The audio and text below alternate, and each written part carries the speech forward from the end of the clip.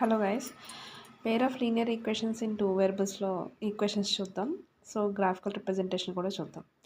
So graphical representation find out చేయాలంటే equations కన్సిస్టెంటా కాదా అని ఫైండ్ అవుట్ చేస్తాం. అలాగే వాల్యూస్ కూడా మనం ఫైండ్ అవుట్ చేయాలి. సో ఫస్ట్ ఈక్వేషన్ ఏంటి, 3/2x + 5/3y = 7. ఈ ఈక్వేషన్కి మనం ఏం చేయాలంటే x = 0, y = 0 మనం ఫైండ్ అవుట్ చేసి x and y values find out చేస్తాం. ఫస్ట్ x = 0 అంటే ఈ పార్ట్ అంతా కూడా 0 అయిపోతుంది. ఇంకేముంటుంది, 5/3 × y = 7 ఉంటుంది. అంటే y ఈ సైడ్ మల్టిప్లై చేస్తే ఇటు సైడ్కి వెళ్తే ఏమవుతుంది, ఫ్రాక్షన్ రివర్స్ అవుతుంది, అంటే 3/5 అవుతుంది. సో y x = 0 దగ్గర అనమాట. y ఏమవుతుంది, 7 ×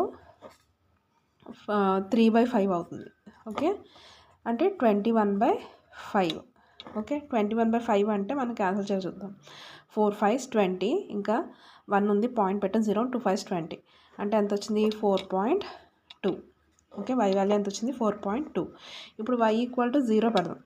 y = 0 పెడితే అవుతుంది, ఇదంతా 0 అయిపోతుంది. 3/2x = 7 అవుతుంది. అంటే x = 7 × 2/3 అవుతుంది. y = 0 దగ్గర ఏమవుతుంది, x = 7 × ఎంత, 2/3 అంటే 14/3. 14/3 అంటే ఎంత, 4 3s 12, ఇంకా 2 ఉంటుంది. 2 కాబట్టి పాయింట్ పెడితే 0 6 3s 18, మళ్ళీ 0 4.6 అలా వస్తుంది. అంటే వాల్యూ అంతా ఇక్కడ 4.6. ఇవి వాల్యూస్. ఇప్పుడు ఈ ఈక్వేషన్ చూద్దాం. x = 0. x = 0 పెడితే ఈ పార్ట్ అంతా 0 అయిపోతుంది. x = 0 దగ్గర ఏమవుతుంది, y = -12/10. ఇదే కదా అవుతుంది.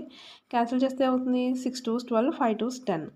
దీన్ని మళ్ళీ క్యాన్సిల్ చేస్తే 1 5s 5, 1 ఉంటుంది, 0.0 2 5s 10 అంటే -1.2. ఇదే కదా. సో ఇప్పుడు మళ్ళీ ఏం చేద్దాం, ఇక్కడ -1.2, y వాల్యూ ఎంత, -1.2. ఇప్పుడు y = 0 దగ్గర పెడదాం.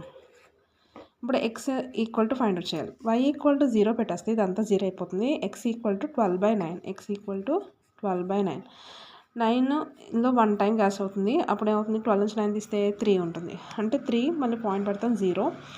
అప్పుడు ఏమవుతుంది, 3 9s 27, 3 మళ్ళీ 3 వస్తుంది. మళ్ళీ 0 పెడితే మళ్ళీ 3 9s 27, అలా 1.3 అవుతుంది. సో x ఎంత అవుతుంది, 1.3. ఇప్పుడు మనకి ఈజీగా వాల్యూస్ వచ్చేసాయి కదా. ఈ వాల్యూస్ని తీసుకెళ్ళి మనం గ్రాఫ్లో పెట్టాలి. ఇక్కడ చూడండి, ఇది y ఎంత, 4.2. y ఎంత, ఇది 4, y యాక్సిస్ ఇది. ఇక్కడ 4.2 అంటే ఇక్కడ ఉంటుంది. ఓకే, నెక్స్ట్ x ఎంత, 4.6.